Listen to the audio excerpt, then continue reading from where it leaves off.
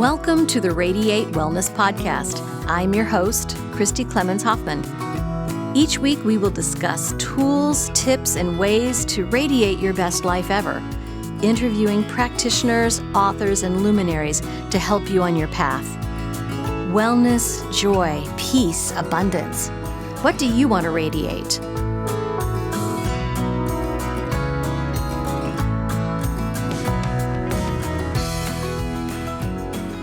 Hi, and welcome to the Radiate Wellness Podcast. Today I'm joined by David Ditchfield to radiate self-love. I've been giddy excited about this interview.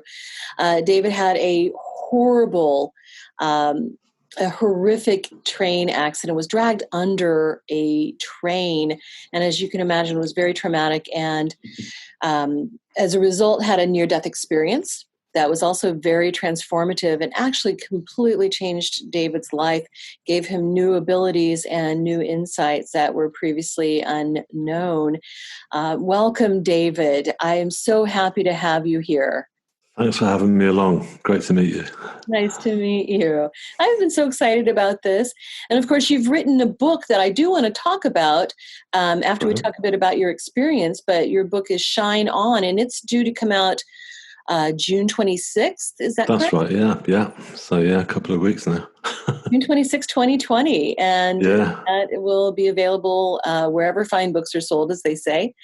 And I do want to touch on that. But so first of all, I don't even know where to start, really. I guess we could just start with your life before this accident. Yeah, and I've been reading your book. Mm-hmm. Your prospects were not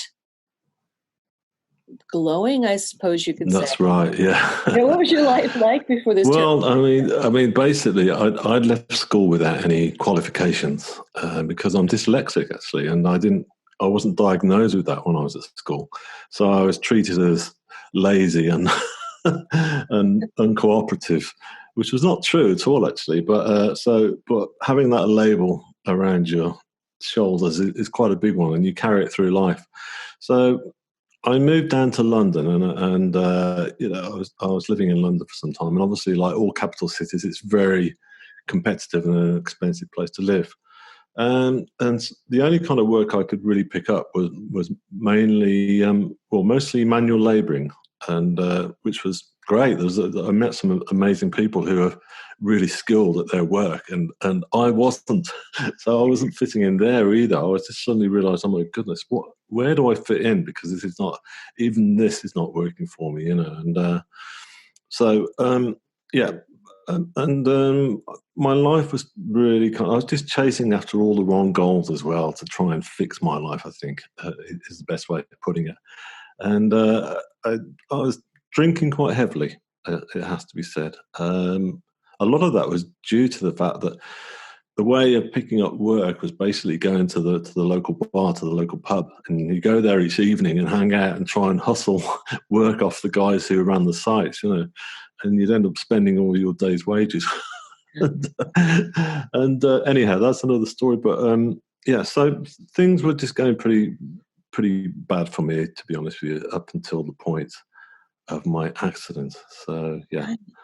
And then before your accident, you had an amazing experience at the Spiritualist Church. Oh, that's right. Yeah. That was interesting, actually, because spirituality hadn't really entered my life at all. I didn't really think about it. As I say, I was just trying to live by the day, as it were. And I wasn't really, I didn't think about death or the afterlife or spirituality. But it was by chance I was on the train going up to visit my sister and her family who live in Cambridge. And I was on the way up, and there was an elderly couple sat opposite me. And the lady there got chatting to me just about, where's the next station, and et cetera, et cetera. And then she said, "Oh, we're off to see a medium tonight." I went, "Okay." And she was quite insistent on talking about this. She said, "She's very good." She said, "She's absolutely the best." And I was going, "Fantastic," And then she handed me this flyer, like a small poster. I said, "Here, take this." And I said, "No." She said, "No, take it." So I folded it up, put it in my pocket, and forgot all about it. And when I arrived at my sister's house, there was quite a lot of mayhem going on at the time because you got young boys at the time, and she was looking after them. So I said, look, I'm going to go and have a drink, go to the local bar, which I did. And as I sat there, I pulled this flyer out of my pocket and looked at it. And I thought, do you know what? I'm going to give this a go. I'm going to go and find out what this is about, And I was curious, And so I went, but only curious from the point of view that from the show, I thought it'd be a good show, not kind of, wow, this is a spiritual opening for me. Anyhow, it was the event took place at a local spiritualist church, beautiful little church, and I walked through the door and it was packed. And I got myself a seat, sat down on my own, and this lady came out called Julia Knight, who was this brilliant. She was a brilliant medium, and she was just like pacing backwards and forwards and picking up these messages, it seemed, from somewhere else and talking to these. She was going, yeah, okay, I've got it. It was all like this and very animated. And she was brilliant picking out people and saying, picking up relatives who passed on that people had come to find out about their loved ones. And then she suddenly turned around and said, gentleman over there in the blue sweater. I went, oh, that's me, kind of thing. And she said, yes. She said, your life is about to change. And I went, okay. And I said, yeah, in what way? And she said, and she started talking again to these guys. And she said, they're not telling me. They're not telling me. They're just saying it's going to be very big and be ready for it. I went, oh, right. So clearly, in my mind, I was thinking, I'm going to win the lottery. I'm going to get the girl that I was after and have that wonderful relationship and live happily ever after, So all those thoughts were going through my head, but that wasn't the case at all. And I later realized that the big change in my life was about to be something completely different. Yeah. Very, very different. Oh my gosh. Yeah. So this was, I think you said 2014? 2006, yeah. 2006. Oh, that was a long time ago. I know, yeah. Well, because of my dyslexia, that's why it's taken me a while to get around to writing this book. But I'm there. I've done it, and it's coming out. Yeah. Well, you've done just an admirable job. I should say I've been looking through an advanced copy of it, and I like how you tell the story. You jump forward, you circle back. It's a bit jumping around because I'm sure that's how it unfolds in your mind. It's like, well, wait a minute, this happened, but then there was this, but that we have to go back and explain why that happened. Yeah. So it's an interesting way to tell the story, but it's very effective. And of course, this accident happened. I couldn't help but notice it was 2006, kind of because of a girl. Well, she was part of the story, yeah, and just like everything is, I now realize that synchronicity is all part of our journey. And I'd met this girl only a couple of weeks prior to the accident and the near-death experience itself. And so what happened was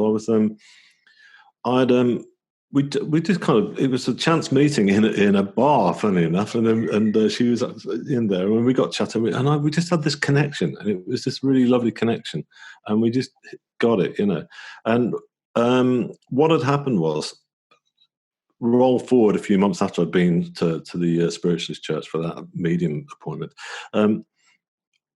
Things had gone rapidly downhill, and my sister said, look, you're in a pretty bad way. I think you need to come and stay with us and get out of London. And I was broke by then. I couldn't pay my bills or anything. So off I went, packed my bags. So I was staying there for a couple of weeks, which was lovely, and hanging out with her family. And this friend who I'd met, called Anna, said, can I come and see you? I said, yeah, sure. So she came up for a couple of days, and we had a really beautiful time together. And then she had to get back to London. So I went to the train station to see her off. And when we arrived at the station, I helped her on the carriage with her bags and gave her a hug and a kiss. And then we heard the emergency buzzers going for the doors to close.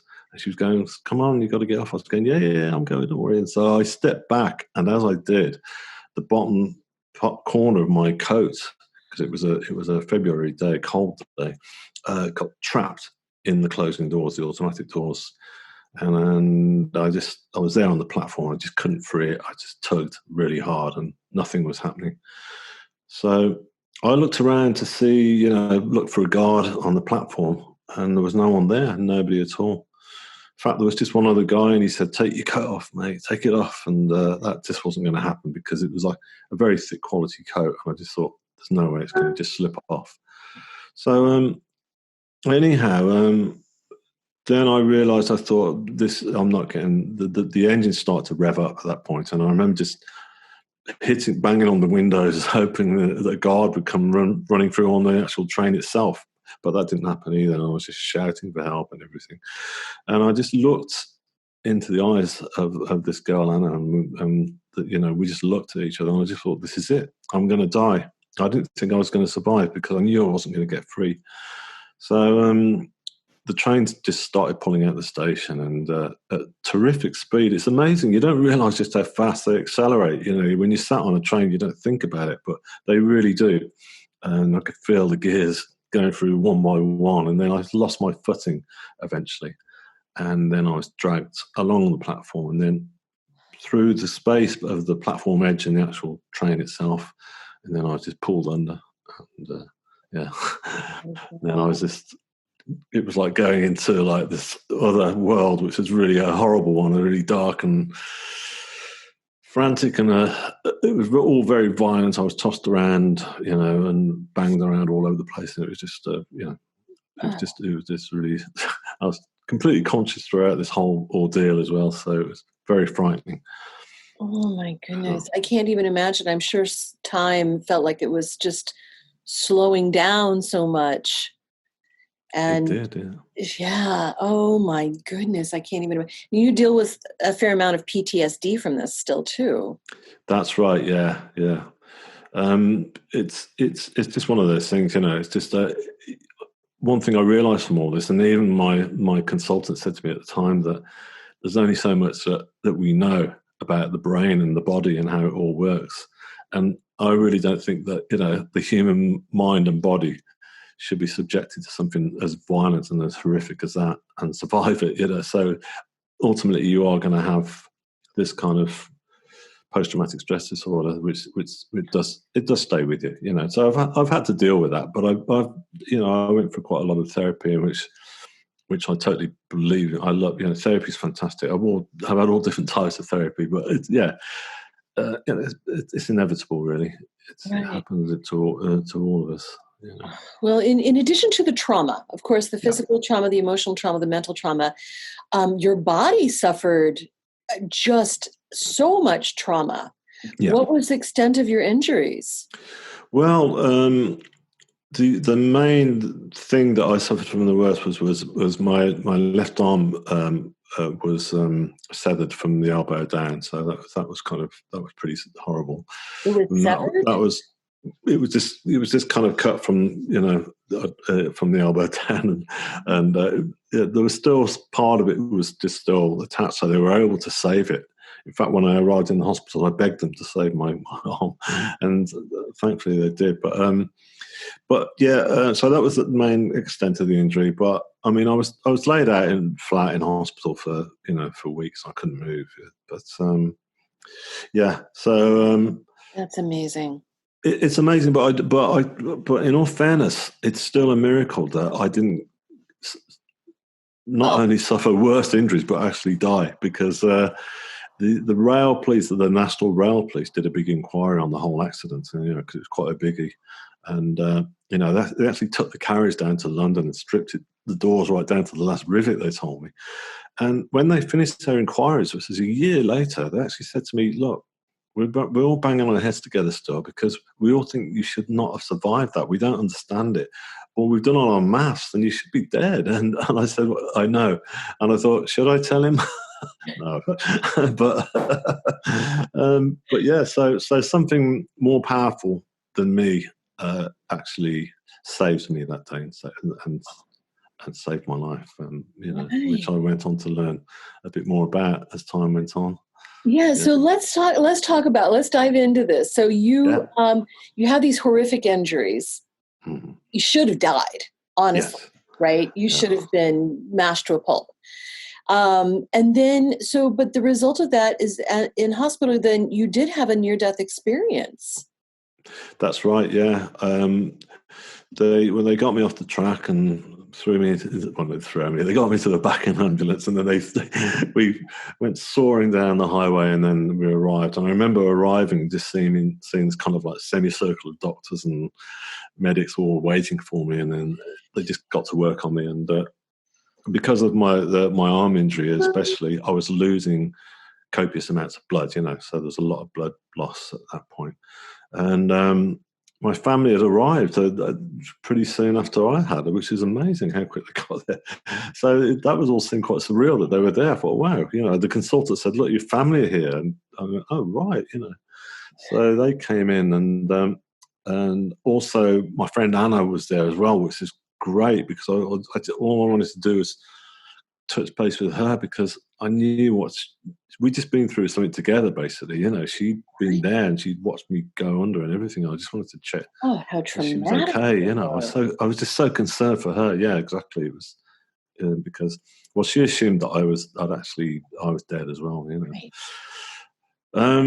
Anyhow, so I was in the hospital, and I was just lying there and talking to my family were coming over. My mum was in tears, and I was actually apologising to her. I was going, "Mum, it's always me causing all the dramas in this family, because it always was." And she was going, "Don't stop, don't apologise and stuff. It's not your fault," which it wasn't my fault, but anyway. So it was that point in the emergency department that I suddenly left my body, and I left all the agony that I was in, and all the high volume of noise and lighting and stuff. And I went to this beautiful, dark, but it felt like a lovely, warm, dark room at first, and I was just lying there. And instead of being on the hospital trolley, I looked around and I was lying on this huge kind of slate rock. It was like a big medieval altar. And I thought, wow, what is this? Where am I? And it just felt really comfortable to lie on. You wouldn't think so, but I was just lying there, and I suddenly realized it at that point as well, that I was not clothed anymore, because I looked to check out my injuries and stuff, and everything was intact. There was no cuts, bruises, scars, or severed arms or anything. My arm was back in place, and I was lying there. My whole body looked very peaceful, and I just laid back, and I suddenly looked around me, and there were all these beautiful pulsating colours all around me. They were like orbs that were just slowly pulsating just all around, and that kept me very calm, because I just figured at that stage that I'd passed on. I thought, this is it. This is the next stage, that I died. You did have this consciousness realization that, okay, I'm not in my body anymore. Yeah, well, I felt like I was still in my body, but I just felt but I wasn't. I knew that I wasn't in the earth plane, as it were. I wasn't back in the hospital.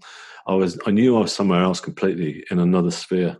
And I just assumed that this was death, that I'd gone, because there was, at that point, there was every chance that I was going to die. So, but I was totally acceptant of it. There was no kind of like sense of shock, or there was a total sense of calm and acceptance about the whole thing. And it felt right. It felt like for the first time in my life that I'd arrived in a place where I felt like me, and felt I could accept myself for once, for the first time.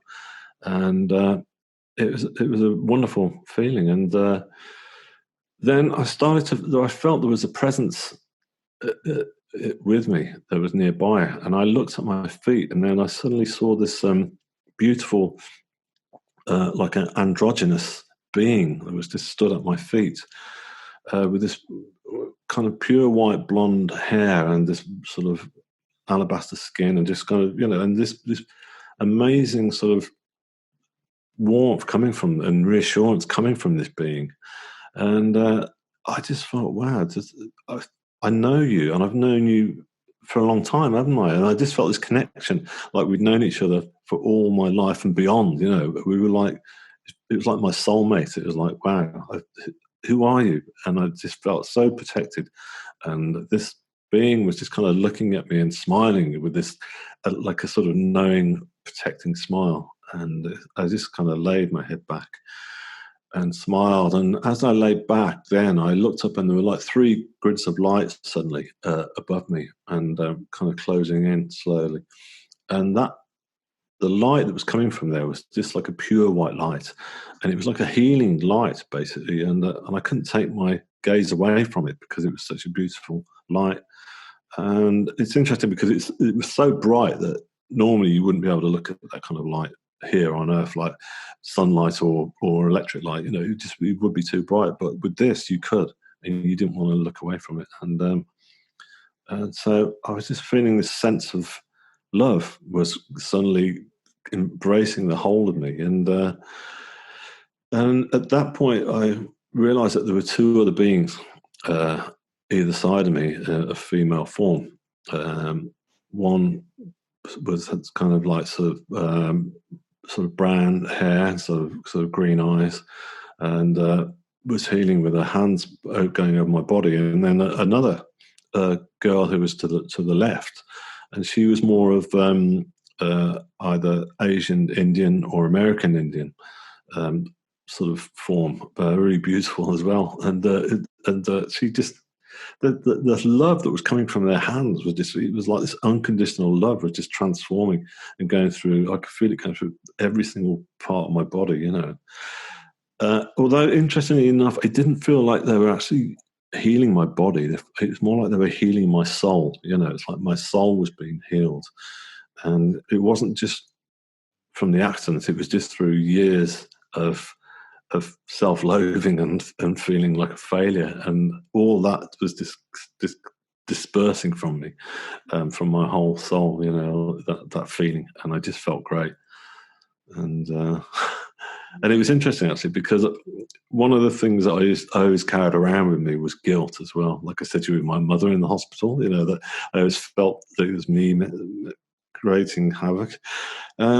So as I lay there, I suddenly thought, oh, my family are going to be completely beside themselves now, because clearly I'm dead and they're going to be stood over my dead body and they're going to be distraught.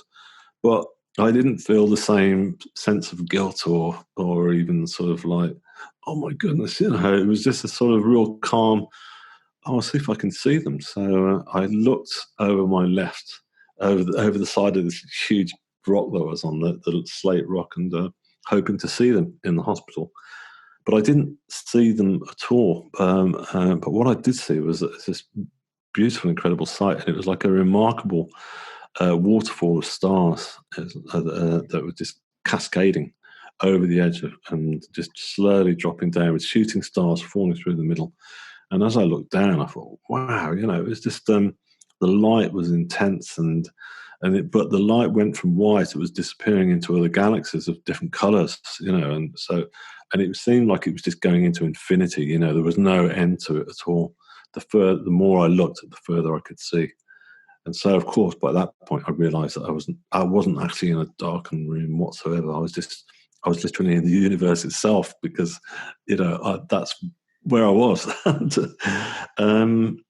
So yeah, it was really quite beautiful. And I just kind of turned my head over and I thought to myself, again, there was no sense of guilt. I just thought, oh, well, I'll be seeing my family. They'll be coming up here soon, and they're going to be experiencing what I'm experiencing now. So everything's going to be fine. There was no sense of like, oh dear, so it was great. And so as I did roll over, I just kind of suddenly felt like this another energy that was getting very intense, that felt like it was just closing in on me. And I looked, and then I could see this was the most amazing sight. There was this huge tunnel of white light was just kind of slowly closing in and coming very close.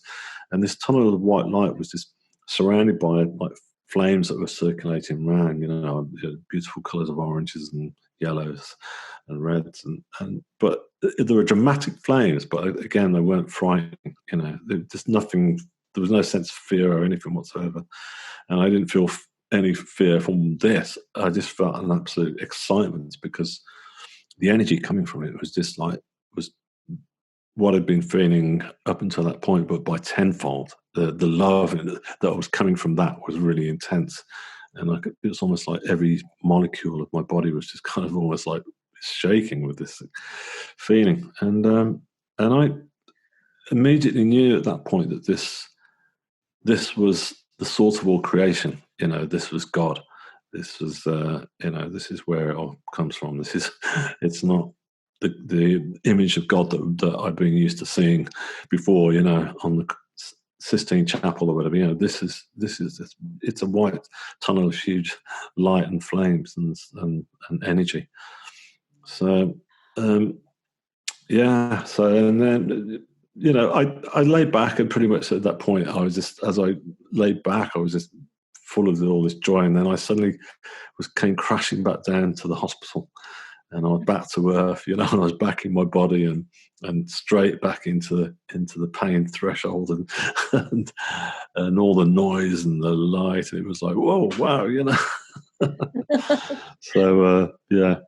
How long, all told, do you feel like that experience lasted? It sounds like hours, but it's interesting because it's a few people have asked me that, and the truth is there's no sense of time at all. There's no sense of worry or urgency or anything. You're not thinking about time. Time doesn't exist, and it felt infinite, really, and it just felt like, everything was just slowly falling into place, and everything happened just as it was meant to be.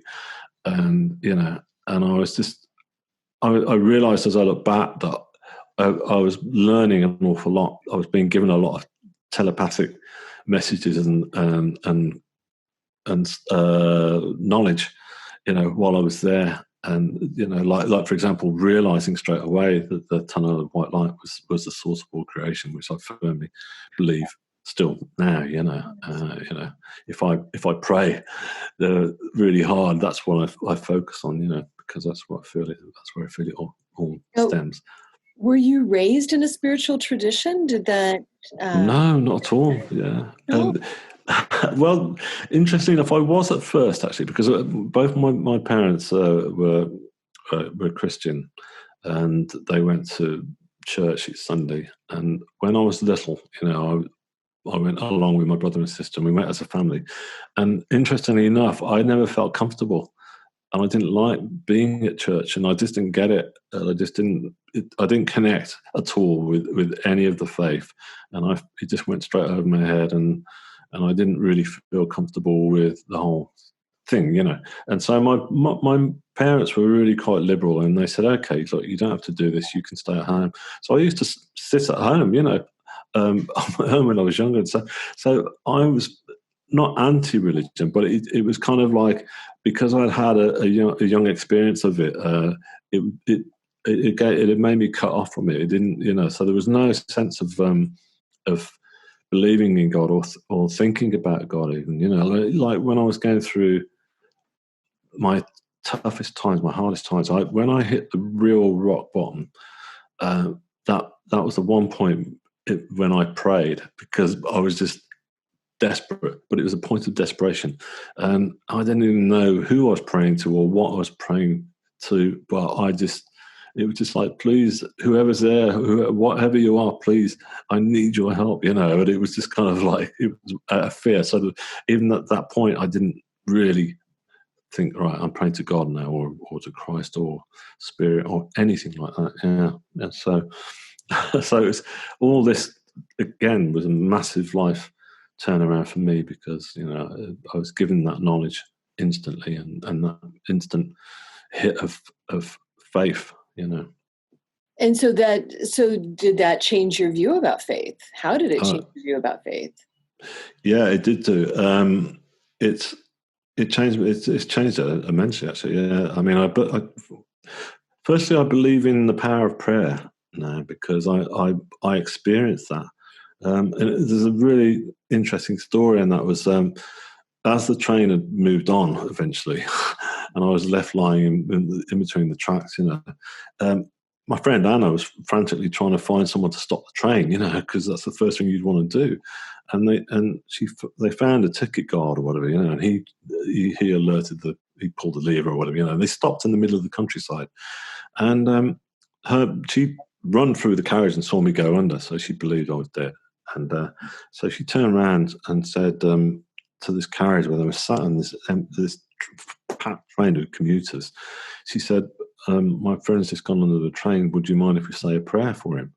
And then she said, a lady stepped forward and said, look, I'm a Christian. Would you like me to take the prayers? And she said, yeah, please. So she told me that she took these prayers, and she said that it was incredible. She said everyone put down their laptops and their newspapers, all these people commuting from offices and stuff, and they all prayed for me. And you know what? I felt it when she told me that. I said, I felt those prayers. And my mum told me as well that a lot of the local churches around, because it was all over the local news that I'd gone under this train. That she said, my mum said that a lot of people have been praying for you in churches. I said, I know. I'm feeling it. So prayers are really a very powerful thing. So so my faith is very, very much. I mean, it's not something like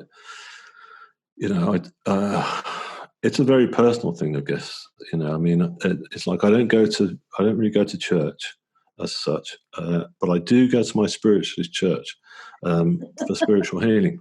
But in saying that, that's my way of touching base as well with God and all the creators and all the ones who saved me, and all my guides, basically. So yeah.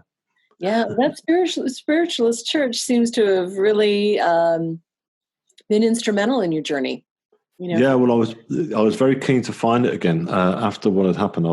Because I wanted to try and track down that medium. I wanted to find her. I thought I've got to tell her what's happened. I'm going to say, look, and it took me a while to trace her, but so I couldn't even find the church. I couldn't even remember where it was, and I was recovering at my sister's when I came out of hospital for quite some time, and she used to sort of walk me into town to the river once I was able to get outside, and we used to go to the river. And one day we walking back from the river after feeding the swans or whatever, and we walked through this like passageway, and I said, there it is, that's the place, there's the doorway, because it's a very simple, it doesn't look like a church, it's just literally a doorway in a Victorian building, and so I said, I'm going in, and there was a service literally on as we walked past, so I walked in there, and it was great because they knew who I was from the news footage, and also I got all this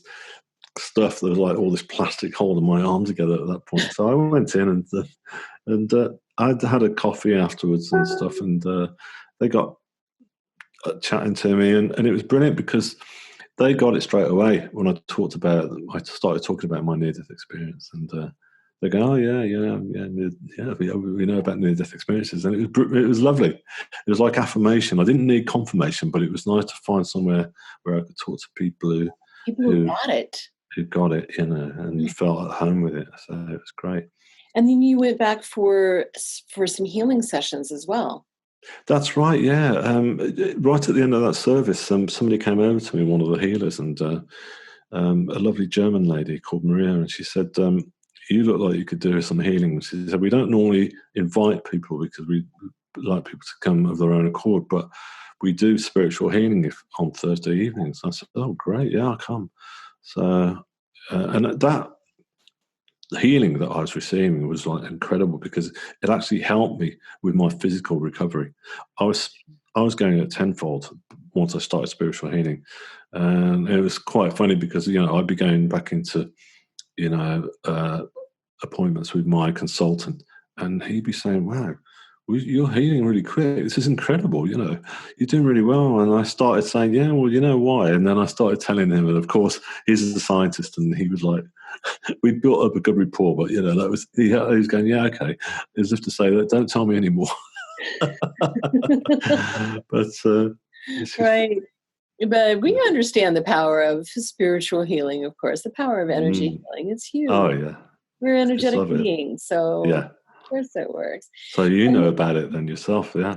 Oh, yeah. I'm a Reiki master and a healer, and I know that when we allow the body to relax, the body knows how to heal itself very, very well.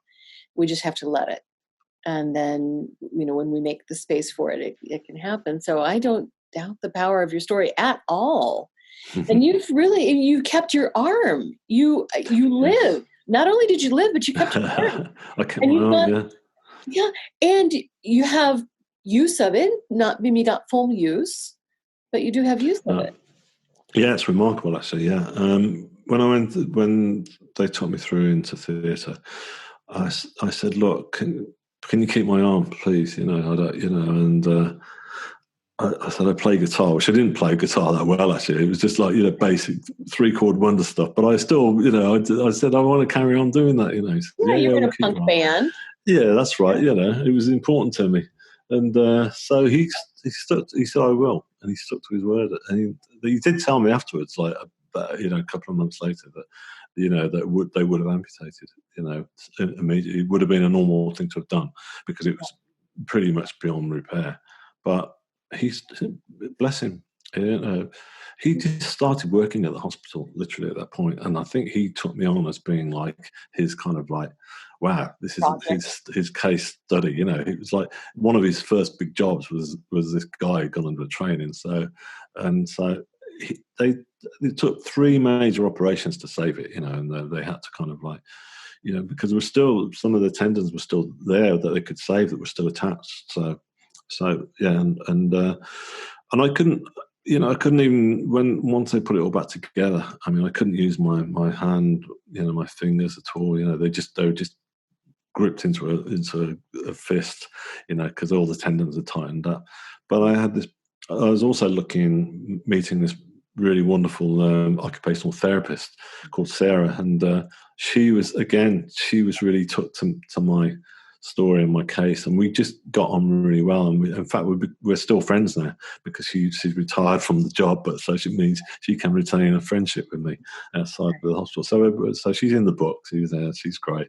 So, but she was like very much a part of getting me to really stick at it, really working at it to try and get my fingers open and manipulate and get them to work again and stuff. So yeah, so I've got so much to thank for them. I mean, I'm laughing earlier about me talking about spirituality and healing to my consultant, but without my consultant and without all the science of their knowledge, I wouldn't be here chatting to you now because, to me, they were able to save me with all their science, and so the two work hand in hand very much. So So I just have to ask, what is a consultant? I don't know that we have that term here in the States. Oh, sorry. Yeah, do you know what this happens sometimes, doesn't it? We have different words that always Right. fit in. Yeah, it's basically a surgeon. It's like the kind of it's like the but it's I don't know whether it's the same in the States, but here the surgeon is basically they're in charge of you and your whole case. Kind of like he was he was in charge of. He said to me he was going to get the best bones surgeon in to come and actually fix the bones in my arm together, and there's all steel holding it together, but because it was completely shattered. He said that when I saw the X-ray, it was just like this piece of metal going on my arm. It looked like all these pebbles, and that was basically my arm.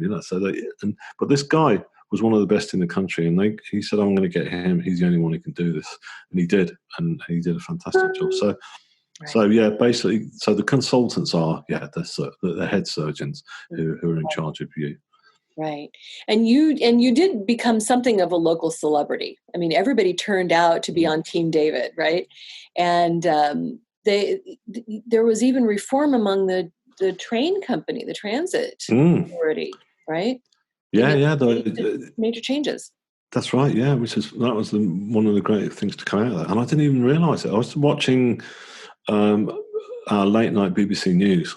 10 o'clock, and it's like the main news, and it just came on, and I just saw the flash where they go through the events that are coming up on the news bulletins, and they just said, the British Rail Police, whatever they're called, then they'd have a name like BFI, whatever, and they said they've come up with 6 major changes on the rail network, and I thought, well, let's have a look at this, and I watched it, and then they interviewed this guy, who was the head of the rail police, and he said, "Yeah, this is following an accident a year ago that we did that we had to investigate where a man went under a train," and so they changed 6 major points, and one of them was stopping that nobody would be able to, if they got their coat caught in the doors, that would never happen now, that they would get trapped. They would be able to release it, the doors would open automatically.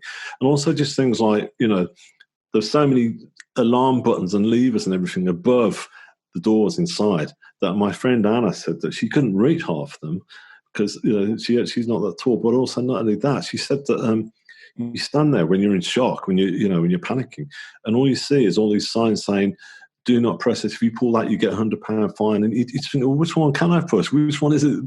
So now they've just got this one big red button. It's kind of like press. You know what I mean? It's a simple equation. So there's lots of different things. So I kind of smile to myself now whenever I do get on a train. It's. So you do get on trains now?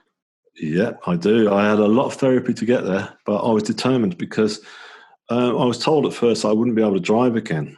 And so I figured, I'm just going to be... But I didn't realise that was just a temporary thing, really. And then but anyway, at that point, I was just feeling like I can't just not be able to get anywhere. So I had a lot of therapy to help me get back to the station. I couldn't even get to the station. Going into the car park itself outside was a massive thing for me. And then eventually we did it stage by stage, got me on the platform. Then eventually I got on the train, and then now I can do it, yeah.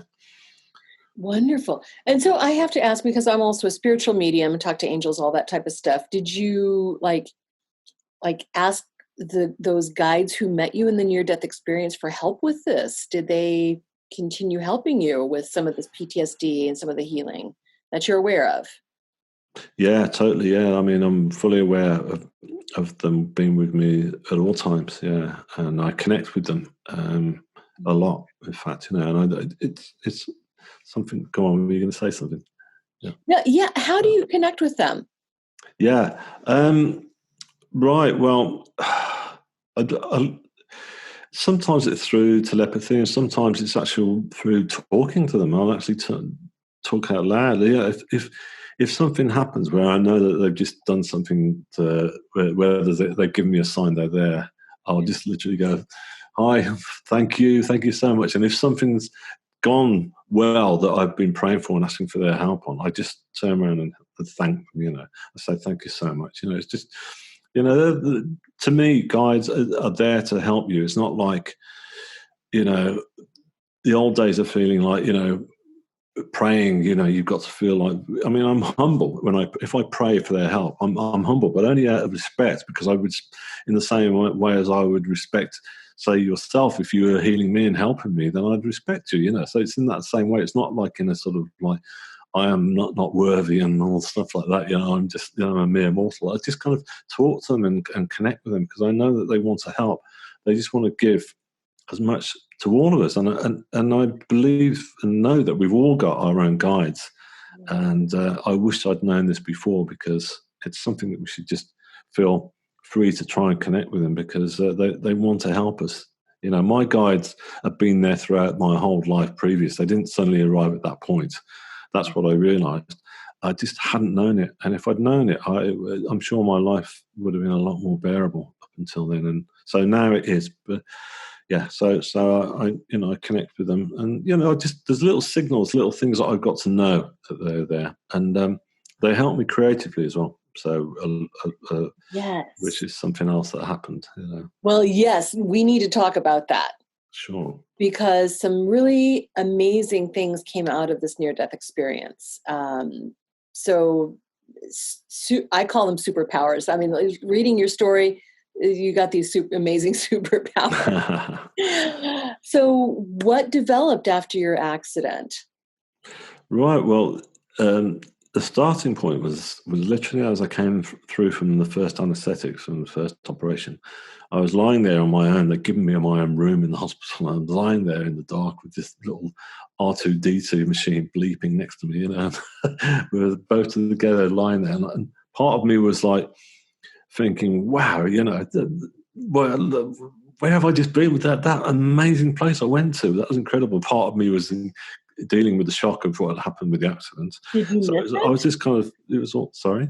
Did you miss it? Like once you left, did you just like yearn to be back there? No, I didn't do. That's interesting. Everyone says that to me. And I didn't, not at all, because I felt like I'd come back for a reason. I felt like I didn't know what it was. So all I could sense was, right, why did they send me back? I've got to find out why I've come back. And there's clearly a reason. So I was very keen to find out, really, first of all, what that was. And secondly, I was very keen to record what I'd seen, because I was so scared of losing, of forgetting it, or missing some detail, because it was such a big thing. I figured at that point that I was the only person that had ever happened to, because I'd never heard of near-death experiences before. So I thought it was just me who'd had this, and that was it. So I thought, how am I going to tell the world? They all need to know that there's an afterlife. Did you know that Radiate Wellness has a subscription-based premium content Facebook group? Think of it like the premium version of this free podcast. In this premium Facebook group, you can find great content like replays of online classes, meditations on angels, chakras, mindfulness, and more, guest speakers, mini classes, polls. Plus, you'll be the first to know of guests that we have scheduled for the podcast and can submit questions for them. You get all of this great content for one low monthly price, and the first month is half off. You can subscribe by going to radiatewellnesscommunity.com/shop. Click the subscriptions button and you're in. Also, while I have your attention, wherever you're listening to this free podcast, if you could just do us a couple of favors, please. One is go to hit the subscribe or follow button. Then you'll be notified of all of the episodes we have coming out each week. Also, please rate and review. It sounds really simple, but it helps us to grow our audience when people are looking for great podcasts. And when we grow our audience, we can do bigger and better things and bring you even more great guests. So please do those couple of things, and that will help us grow this audience and this podcast. Thank you so much for listening. You felt when you came back, you felt like you wanted to paint this experience. That's right, yeah. Had you painted before? No, not at all. I mean, I was always, interested in drawing and stuff when I was younger, but because of my lack of, as I said when I was at school, feeling like a bad boy, and not getting any qualifications, I couldn't go onto art school or anything like that, because you need to have qualifications. And so I'd never really followed it up. But it didn't matter, because at this stage I thought, right, I've got to do come what may. It was like it was like this telepathy telling me I'm going to paint what I'd seen. And that's the best way to describe it to everyone, is by doing a huge canvas. Wow. And in your book, you talk about that scene from Close Encounters of the Third Kind with Richard Dreyfuss, where he builds the Devil's Tower, Yes. Doesn't know why, and all these, he's just obsessed with it. Exactly. That was It's very much like that. Yeah, thank you. Yeah, well, that's it. I mean, again, because I'm dyslexic, I've never read any books, so it's all my references have always been about movies, because I used to go and see so many movies, and that was one of them, was that. And I just thought it, when I thought about that film, I just thought it's so much like that. There's this thing where you just kind of feel like, as I say, I knew nothing about near-death experiences, and I thought it was only me it happened to. But I just thought, I've got to try and do something. I was being led. I was being sort of encouraged, as it were, to pull this painting together, and so I started working on it, and I was apprehensive at first. I had this canvas leaning in against the wall, and I thought, I got it. And I thought, when do I start? And then once I did, it all started coming together. I was being helped. I was channeling ideas through, which I still do now. And I just knew that that wasn't me that was putting all that paint and all those ideas onto that canvas. It was coming from somewhere else, and I was just so excited by this, and it just felt fantastic, and it was just a beautiful experience. And you even manifested a studio to do this in. Well, but basically what happened was because I didn't know anybody at that point, some friends of my sister's came round one day, and they own and run like a sort of a yoga and Pilates center. And they came in, and Jane said to me, "Oh, when have you started that painting yet?" And I was going, "No, I can't. I can't there's not enough light in here, or not enough space." And she said, "Well, we've got a room up in our attic, and we're not using it this week because we're closed. Why don't you come and do it there?" And I was going, "Okay." So I took it in there, and I just started. Of course, I didn't finish by the end of that week, but she turned around and said, "Look, you can carry on. Don't worry." And I said, "But I thought you needed the room back." She said, "We'll work around you." So I ended up staying there for 2 years, free of charge, no rent, and I just painted prolifically, so it's a very special place, and very special friends to me, obviously, now those two, and so yeah. I think everybody kind of got on board with your story when they saw just the miracles that were happening for you and the transformation. Sounds like people just came out of the woodworks to try to help you with it. Yeah, exactly. Yeah. Wonderful.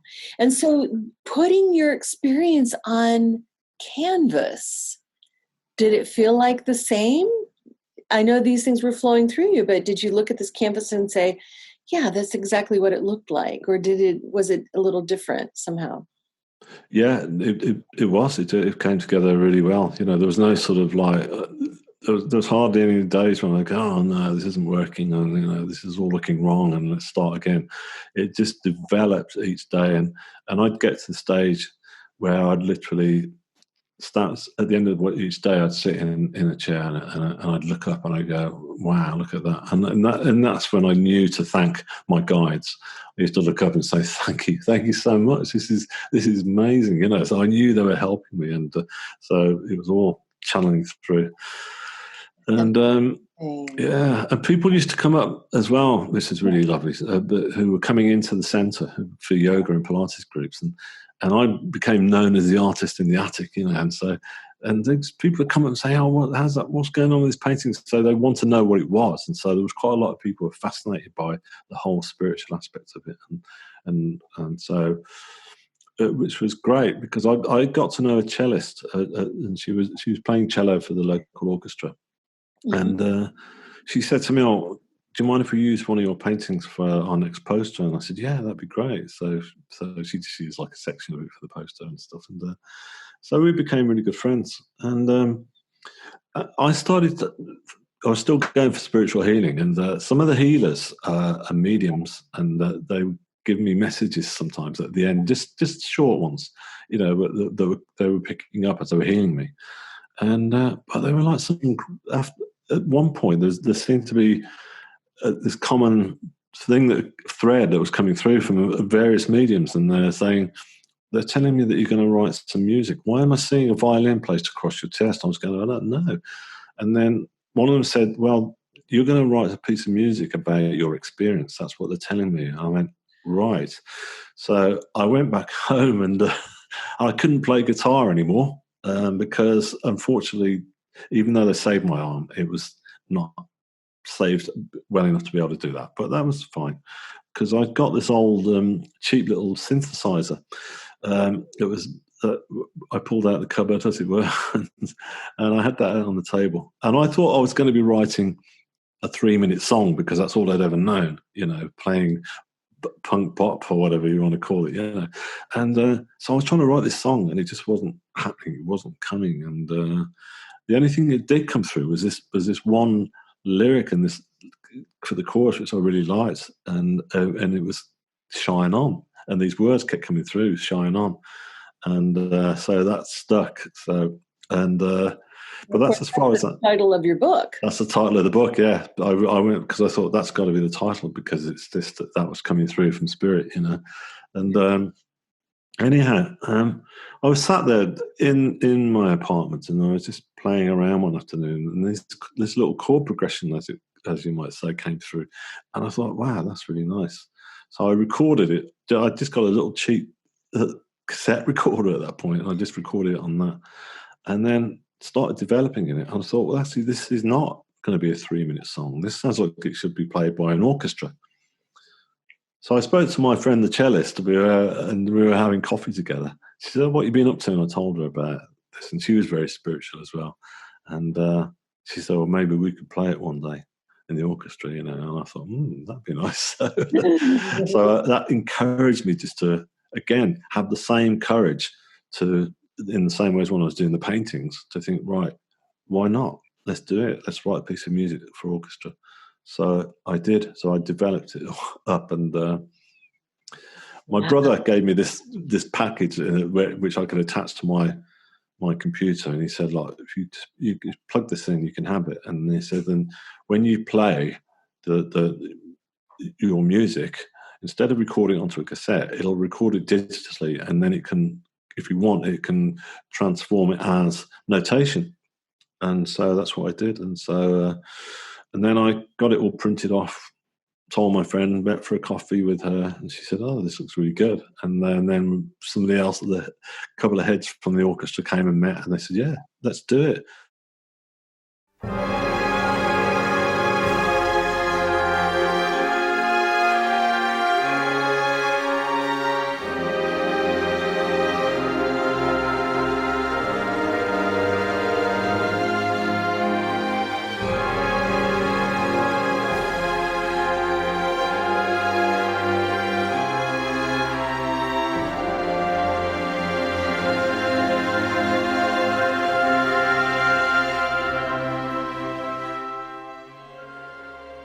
How was that to listen to? That must have been amazing. It was, yeah. It was one of the most beautiful, powerful experiences for me that still stays with me now. And the very first rehearsal that I walked into, again, just like the painting, at first, I'm only human. I was there was apprehension of thinking, is this going to work, And I walked in, and I remember the conductor was there, and all this orchestra were rehearsing something else, and I just thought, crikey, it's quite daunting, And he said, "Oh, the composer's here," and I was going, "Composer, Where? Where? Yeah. It's me, And then he said, "David, would you like to say a few words about your piece?" And I said, "No, that's fine." So, but he said, "No, come on." So I did start talking, and when I looked at this orchestra, they were all very highly educated, middle class background, and I was coming from a working class blue collar background, and I thought, this is I'm out of my depth here, And I just started talking about the piece, and because it was about my near-death experience, which it was. Sorry, I probably didn't explain that, but the piece was, again, it was about my near-death experience, called The Divine Light, and so I started talking about it, and they just were very captive, and everyone was very interested to hear all about it, asking me questions and firing all sorts of stuff at me. And funnily enough, I knew that they were helping me. I knew I was being guided, that my guides were just saying, come on, just take your time and just, be you and go for it. And so I did. And then I stepped back, and then the first opening bars came in of the first movement, and it moved me in the same way as looking at my paintings. It was like it wasn't me. It was like listening to something else that somebody else had written. And it was this beautiful moment, because I thought, wow, that's those few chords that I was just playing on that little synthesizer that afternoon is now it's this beautiful three-dimensional sound, Amazing. And so when this music came to you, it came to you after the session. Now, I don't know if you know Dr. Eben Alexander, who wrote Proof of Heaven. He had experienced music in his near-death experience, and then he's devoted himself to try to find a way to recreate that music. Did you hear music in your near-death experience? No, I did not actually when I was in the near-death experience itself. But again, what I've realised throughout my time since is that a lot of when you asked me earlier how I felt, did I miss being back in that place? I felt like a big part of me was still attached to it. Part of me was still there. Part of my soul was still in that place, and it feels like it still is as well. There's this link that continues with you. So I realised that there was the knowledge and the intensity of the knowledge that I was learning when I was there at that point wasn't all coming through to me at that actual time. It was afterwards, when I was here, that the knowledge was starting to come through. So I realised that the music that I was channeling, and the artwork that I was channeling was coming through now. It wasn't what I'd heard or seen in the other side. It was just kind of like it was just coming through now. It was like being given. It's like I'm being given like a crash course by the best possible teachers there are. It's especially with the music. I mean, I didn't realise. Again, I went in with it with full courage, thinking, right, I can pull this off. And I remember I spoke to, because I wanted to have somebody sing the final movement. Sure. Because I wanted to have some lyrics. Again, it was coming through from Spirit telling me, I'm going to have someone sing the last part. And so I went to this guy who I knew was one of the best sort of tenor singers in Cambridge, and he knew my parents. So I went to see him to see if he could recommend somebody to sing it. So I took the score along, and he said, "These chords you've got here, they're really unusual." He said, "You would never see, I forget what it was, something like a C major with a D flat or whatever, they're together. No one would do that normally, but it works." I was going, "Oh, thanks." He said, "This is brilliant." And I said, "Well, I'm sure you've written plenty of stuff yourself." He said, "No." He said, I would never attempt to write a symphony for orchestra." He said, I said, "Really?" I said, "Why?" He said, "No way." He said, "I just wouldn't know where to start." And he's like, he's classically trained, and it's like, and a few of them have said that to me, that they've never really approached that idea, because it's amazing how I was given this knowledge, and I don't now. I realise just how remarkable the knowledge was that was coming through to be able to make me understand how various instruments works together. Because people can go to university to learn how to sort of study composition in classical music, because it's a very complex thing, but I don't allow myself to stop and think about it in those terms. I don't get too much into the theory of it. In fact, I don't at all. Right, absolutely, and because it is pretty complex, but you didn't know how hard it was going to be. No. What could that just makes me think, what could we do if we didn't worry about not being able to do it? Exactly. Yeah. And this is it. This when I think of me now and me before, previous, that I had no self-confidence or no self-worth whatsoever. And and a lot of that was knocked out of me basically at school, because, as I say, because of my failings failings. That was their words, failings in sort of not getting the qualifications I needed. And so it's but now my life is so much more creative and three-dimensional. I can use that word a lot, don't I? But it is, and purely because I've got that self-confidence and self-worth, self-love, and that's the most important thing. I think all of us, all of us can take a bit of that, isn't it? There's nothing lost. Yeah. So you described yourself before the accident as having failings, dyslexia, being kind of a loser. How do you describe yourself now? Well, fulfilled, basically. I'm just fulfilled in what I'm doing, and I'd also say that I'm still very much stuck to a kind of mission, a plan, if you like, right from that first moment when I came back, of thinking, why have they sent me back? What is my goal? What I still feel I've got this kind of sense of purpose to try and get across to as many people as I can what I experienced, and get it across to people that there's nothing to fear, that death is not the end. That life just carries on. The soul doesn't just switch off like a light switch. It continues on to the next phase, and the next phase is very beautiful.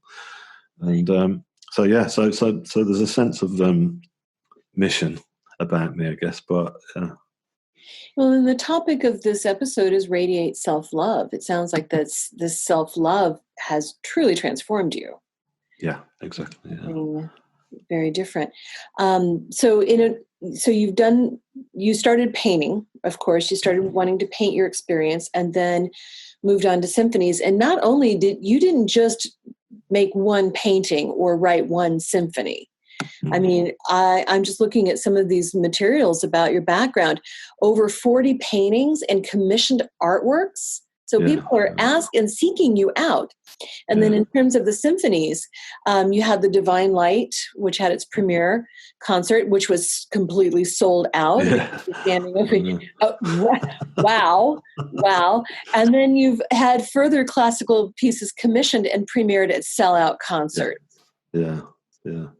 So, I know it's incredible, isn't it? But it's just that kind of that one thing where, you know, one person happened to be playing clarinet in the Divine Light, went back to a group that they were playing in, and then they caught there was one group called the Cambridge Clarinet Choir, and they were just literally a group of 10 players, and they're all different sized clarinets. I never knew there was all different clarinets, but there's a bass one which is about 6 foot in length, and it sounds like an ocean liner coming into New York Harbor or whatever. And so they commissioned me to write a piece, and so again, I thought, well, I don't even know where I'm starting because I don't even know. I went to meet them, and I said, "Can I just hear you all play? Can I see all the different instruments? So I'll get an idea." And that was enough. And I went back and I did it. I pulled it out of the bag and wrote something for them. And they wanted me to write something spiritual. They said, "Oh, we'd heard off one of our members who played in the Divine Light that your piece was really beautiful, and we'd like you to write something spiritual for us. Is that okay?" I was going, "Yeah, that's great." So I did. So that was also based on my near-death experience, and so that's called Awake. So that was just really lovely because you got some beautiful harmonies coming out of these instruments and stuff. So it was quite plaintive. So it's really so it's interesting. Yeah. Goodness. So you've taken on painting as a new career, and then classical symphonies as a new career, and writing, authorship. That's the next stage. Wow. Yeah. So, which is interesting, you know, because again, when I was going to this, when I first joined the Spiritualist Church, I used to go to them services every Sunday, and after each service, we'd have a guest medium would come from various parts of the country and do what we call a platform here, and stand up for half an hour, and I was getting picked out nearly every week. I think it's because I still got this very strong spiritual connection from the other side, and so they were kind of like. Yeah, they didn't know who I was because these were people from different parts of the country, so they didn't know, and they were incredible. And and I've forgotten exactly what I was going to tell you. That's all right. What was I going to say? It'll come back to me in a moment, I'm sure. We'll circle back. Sorry. No worries. And so like. Now your life, you're very connected with the other side. You're connected with your guides. You channel music, art through them, you channel a book through them. And so what is your daily spiritual practice like with them? Or do you have one? I don't sort of I don't have like a daily practice, to be honest with you. That's something that I've always felt comfortable with by not needing to. The only practice I have is weekly practice of going to a spiritualist church to have spiritual healing. So that's the one time where I actually know that that's my time. Every Thursday evening I go there, and that's where I connect. And I always call it being plugged into the mains. You know, I just kind of feel like I'm really connecting with spirit and all my guides full on, and with, you know, and the energy coming through from the healing is really, really wonderful and really powerful. So that's my only time that I actually do that. So it's all very spontaneous, basically. So if I connect with spirit, it's just when I need to, or it doesn't have to be anything big. It can be for something small that I'm concerned about or anxious about. I'll connect with them and ask them and stuff, you know. And so that's how it works. And I've remembered what I was talking about now. If you Please, yes, what it was when you talked about the book that I was going to say that when I was going the mediums were turning around, picking me out each week. They were turning around, quite a few of them, saying that they're telling me that you're going to write something down, and they're showing me like a computer, a laptop, and a keyboard, and saying you've got to start writing. And I just thought, if only, I thought it's going to take me a lifetime. So I kind of put that one on the back burner, and I just focused on all the music and the art. And then suddenly I thought, no, this is going to happen. This story has got to come out. And it did. It just started coming together. A friend of mine got in touch with me who I've known for years, and we hadn't been in touch for ages. And so she said, what's happening? And I talked about my story and wanted to write it. She said, well, look, let's get it together. She said, so she said, I'll ghostwrite it for you. So that's what she did. So she came in. Otherwise, I would not have been able to have completed the whole book on my own. So it's basically my story, and it's all written from my perspective. It's all me, but she's, managed to pull it together and stuff and work with me. So again, it all happened very organically. That we were. I was, first of all, I decided to get in. I thought, well, let's try. I might get in touch with Raymond Moody, Dr. Moody, because the first near-death experience painting I'd done, I sent an email to him because I didn't even know who he was or how big he was. I just looked through the internet at that point and I found him. I thought, he does studies into near-death experiences. I'll send him my painting. And he got back to me. He said, this is brilliant. This is a great painting. And I thought, by now, I knew just how big he was in the whole field of near-death experiences. So I thought, well, maybe I'll send him a copy of the book now to see if he'll read it. And so, I did do. And I heard nothing back at all. And then, a few months later, his manager got in touch and said, I've just come across your email here. And Dr. Moody's gets so many, he will have overlooked it. But I've just looked at your website and I've just looked at your artwork and your music, and it's brilliant. I know he's going to love this. So can you give us some more time? I said, yeah, of course. So he read it, and his manager got back and said, he loves it. He thinks it's great. And he said, I think he's going to, write an endorsement for you for when it comes out. I said, that'd be brilliant. So, and then when he went from an endorsement to then he said, actually, he's now saying he's going to write the foreword for it. I was going, brilliant. So I didn't use that at all to get any leverage out of publishers, because this guy had been handed it by. I'd approached another publisher and they turned me down, but they thought it was good. They just said it wasn't for them, and so they passed it over to this other guy at my publishers, and he read it through and he said, "I love it, and I'd really like to take you on. Can I take it to the meeting with the rest of our team?" I said, "Yeah, sure, And so they said yeah straight away, and so that came in again very organically. It wasn't something that I was like pursuing and chasing after, and so all these things you talked earlier about, I was being sort of supported by the community and stuff, but I really believe that it's kind of it's like a bigger picture than that. That I'm being supported by my guides, that they're helping to make these people step into my pathway and stuff, and be there and be part of it, a part of the journey and stuff. And I just didn't realise just how much, Raymond Moody, he's such a lovely person, and I just appreciate him for what he's worth as a soul, for what he's done and stuff. But obviously other people have turned around. I've done interviews, especially in the US, and people say, "Wow, Dr. Raymond Moody, I mean, like he's the big one, And I'm going, "Well, yeah, but he's just an amazing person. I'm just happy to have met him as a soul, Right, yeah. Right. Just to have him write the foreword was absolutely wonderful. Of course, he endorsed the book. There are some other really wonderful endorsements that you've gotten of it. So I can't wait for it to actually be out in the world June 26th. 2020. Yeah. We're trying to time this episode so that it comes out just prior to that launch date. Do you have any big plans for the launch?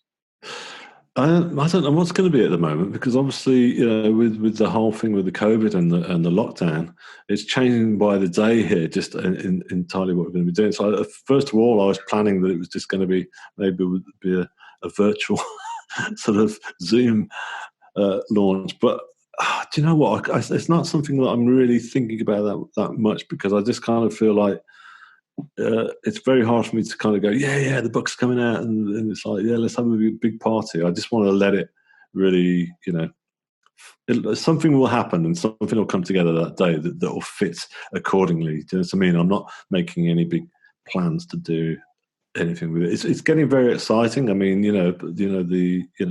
we're getting lots of interest and people pre-ordering it and stuff, which is great, in the US as well, it's great. There's a lot of people very interested there, which is lovely. And I've met so many amazing souls just by doing interviews, and I'm really saying that from my heart. There's been some fantastic people that I've come across. It's been a wonderful part of this journey, because now I felt like my music and my art was speaking basically for me. Before I was doing interviews, but not to quite this extent. Whereas now I'm talking like to the likes of yourself more openly about the whole thing, and that's great, because it's the power of word is now a new aspect to sort of bringing the story out there to everybody. So yeah. I did have a question about how your story may have changed your circle. I know you had a couple of good mates that that were also manual laborers, and you had your circle of friends and your family and everything. Did they accept the new David after your experience? There's two mates of mine. I think they found it a bit, they did, but the gears were grinding a bit for them, because they always knew me as I was before, and just kind of like, it was a bit more like, come on, let's go and have a drink kind of thing. And they could see that I was no longer that person. But yeah, they were good souls. So they were just, they really loved it. But my family, it's interesting because they were very accepting of it, and I was scared of telling my parents actually about my near-death experience at first, because of their, as I said earlier in the conversation, because they'd gone to a Christian church. I just thought they're probably not going to get this and they're not going to believe it, because I'd actually met the priest in the hospital and spoke. He was one of the first people that I spoke to, and I could tell that he wasn't getting it. He was just thinking, no, this doesn't come into my teachings. He more or less said that to me, this. So, and I thought my parents were going to feel the same. So it took me a week to tell them, and but when I did, they just sat, my mum and dad, and listened through the whole story. And then my mother turned around and she said, yeah, we know. And I said, you know? I said, how do you know? And so I said, what do you mean? And she said, well, it's just that your dad and I have been saying, whenever we come in, you're in this bed that you can hardly move. You've got tubes coming out of you. You've got nurses around you. But you're just glowing. You've got this kind of energy that's giving out to people around you. And you just like, it's like everyone who's around you, it's like you're helping them. And I said, wow, that's incredible. And it was interesting because other people used to come and say, yeah, you're really animated and things like that about me. And so from that moment onwards, it was like right up until like my mum and dad are in the book, because we decided to do some witness statements where I asked people, I interviewed them and asked them what they thought about, me and how it changed my life and stuff like that.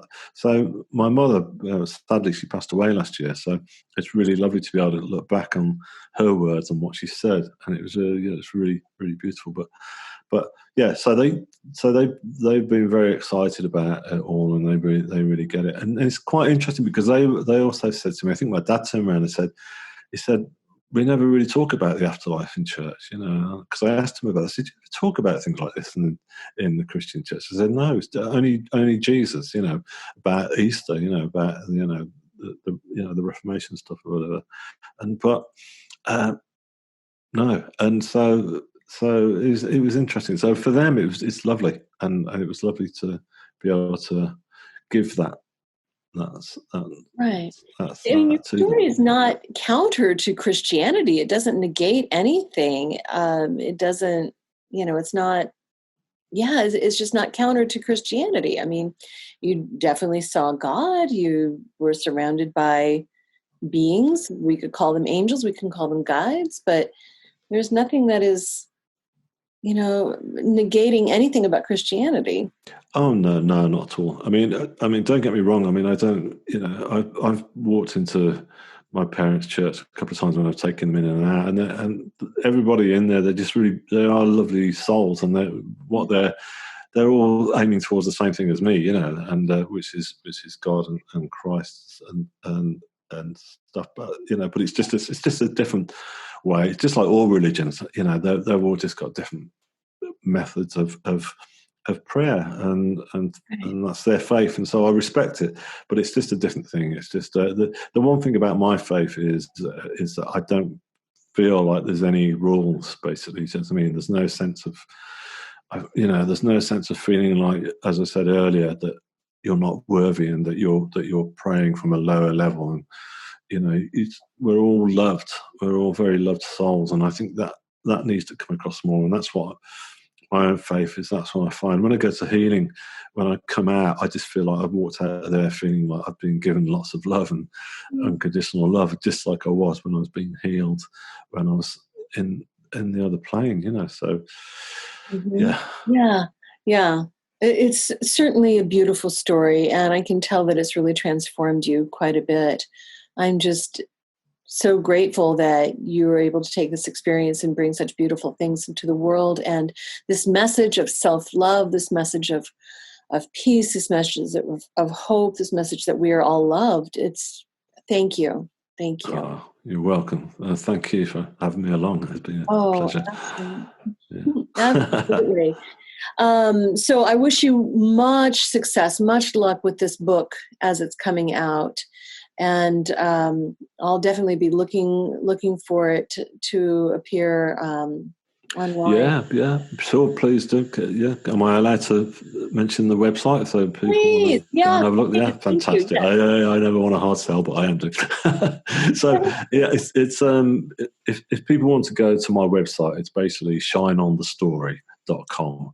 So if you go there, and you'll find everything on there. You'll be able to stream the Divine Light for free. You can listen to the music, and then you can look at the paintings, and you can go to links for my other things like the book. There'll be a thing you can click on there, a link wherever you are in the world, and you'll be able to pre-order it there. Through whichever, like Amazon and stuff like that. All those different things, so you can pre-order it there.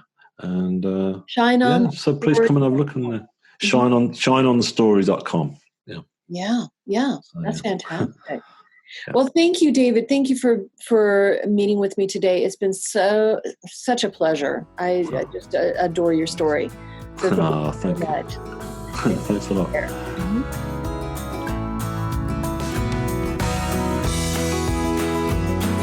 Radiate Wellness is a community of holistic and alternative healers and consultants based in the Kansas City area, dedicated to helping you create spiritual, energetic, and physical well-being.